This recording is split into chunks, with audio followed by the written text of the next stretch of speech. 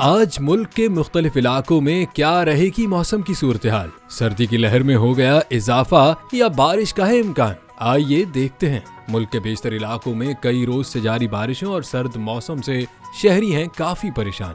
लेकिन महकमा मौसमियात का कहना है कि अब मुल्क के बेशतर इलाकों में मौसम खुश्क, जबकि बालाई इलाकों में रात के औकात में सर्द रहेगा। ताहम कश्मीर और मुल्हिका पहाड़ी इलाकों में चंद मकामात पर गरज चमक के साथ हल्की बारिश और पहाड़ों पर हल्की बर्फबारी हो सकती है। सूबा सिंध और बलूचिस्तान के बेशतर अजला में मौसम खुश्क रहने के अलावा तेज हवाएं चलने का इम्कान है। तो गिलगित बल्तिस्तान में मौसम सर्द और मतला जुज़वी अबरालूद रहेगा।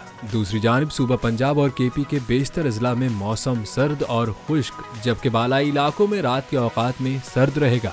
बात की जाए लाहौर शहर की तो इस वक्त सूरज की चिलमिलाती किरणों में सर्द हवाओं का राज बरकरार है और दर्जे हरारत 8 डिग्री सेंटीग्रेड रिकॉर्ड किया गया है।